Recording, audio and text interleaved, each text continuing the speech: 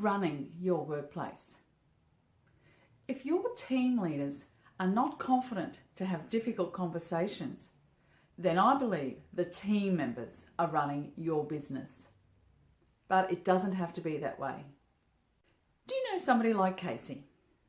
Casey, an employee, had been forgetful and had not been bringing in her medical certificates when she'd had sick days from work. It's fine, except this had been going on for over 6 weeks. Does that sound familiar to you?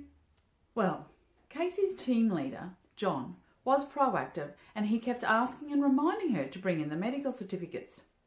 But Casey was forgetful. John had casual conversations with her. He took her into an office and had a more formal conversation and followed that up with an email summarising everything that they had said in their conversation. Sure, we're all forgetful, but really, 6 weeks on, what game was Casey playing? Now, a consequence, as well as John having to spend extra time managing Casey, another consequence to this situation was John was starting to feel or to lack confidence in himself as a team leader. He knew what he was trying wasn't working, so he had a conversation with his team leader. Now, his team leader, Ed, had a conversation also with Casey. Casey said she would bring the medical certificates. She was forgetful. Still, no certificate appeared. One of the other strategies that Ed tried was to send an email to all the team members reminding them about the importance of bringing in their medical certificates as soon as they return from sick leave. Now, sending a general email like this to everybody in a group when you're only wanting to focus on one person annoys the rest of the team. So even after Ed had a conversation and then the group email, still no medical certificates appeared.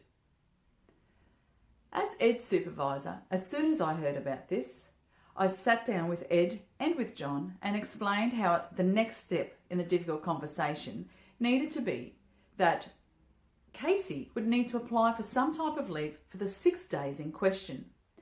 Casey had a choice of annual leave or leave without pay, and in some organisations you could consider flex leave or time in lieu if you have them. Now, as Ed was still fairly new, he wasn't confident in going on to this next step, so I offered to have this difficult conversation with Casey. And I started this conversation the same way that all of these challenging conversations around absenteeism should commence. Even though Casey had had a previous conversations with John and she'd also had a conversation with Ed, I still started as if this was the first conversation. So I explained that the reason that we were meeting was because I was concerned about her high level of absences. Now, these medical certificates we were waiting on for 6 days were after the 5 medical certificates that she'd already presented for previous absences. I explained I was concerned about her high level of illness, and I quoted the days that we were waiting on the medical certificates for. I then questioned Casey about whether she enjoyed coming to work, because sometimes when there is a workplace conflict, having an increase in absenteeism is a trigger for somebody to start questioning what's going on in the team. Maybe there's a team issue. But Casey informed me there was no problem. She enjoyed coming to work and enjoyed working with the people in her team. So then I let Casey know about the Employee Assistance Program on offer to all employees and their families. So if there was ever a matter that was of concern or distressing to an employee, that they had an opportunity for free counselling in and out of work hours for themselves and their family members. Casey made no comment about this. So then I explained what the next steps of the process were. Oh, by the way, Casey had also let me know that she was forgetful, and that was the reason she hadn't brought in the medical certificates. And I replied, that's fine, I'm forgetful, but until you remember, this is what we're going to do.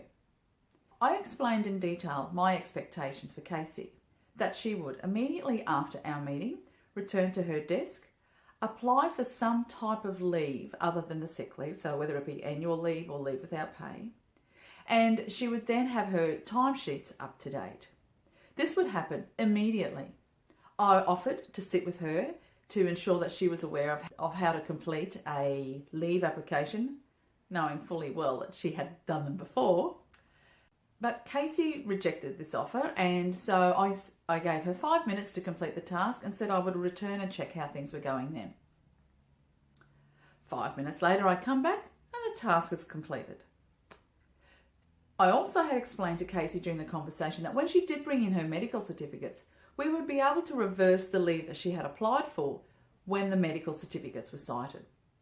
Once I'd heard from Jason that the leave applications had been accepted and he had approved them and her timesheets were up to date, I thanked Casey for addressing this matter so promptly after our meeting. I then did one more thing that's really important when you're having difficult conversations with employees. I followed this up with an email addressed to Casey and CCing in Jason and Ed. And in that email, I expressed my concern again about the number of days that she had been sick, as well as those extra days where no medical certificate had been provided. I was very clear in my expectations of how I expect staff that when they are away, that their timesheets by the end of the week are up to date. If no medical certificate is provided, then they need to apply for some other type of leave, and then when the medical certificate does appear, then we're able to reverse the leave options. Do your team leaders have problems getting results from difficult conversations? Well, to be ensure that the team members aren't running the show, and it's the team leaders who are making sure that they feel confident in having difficult conversations by having the necessary skills, knowledge and confidence to be able to do so is vital. If you have a Casey in your workplace who is running the show, then contact us. We will work with your team leaders to identify their skill gaps that they have around having difficult conversations and whether that's with managing conflict in general. And from there we will design a training program that will empower them with skills, knowledge and confidence. So the next time they come across a Casey, then they know how to manage it. In the meantime, here are some other posts that may help your team leaders in managing difficult people. I'm Andrea Doyle, Workplace Mediator and Conflict Manager. Thanks very much for watching. Bye for now.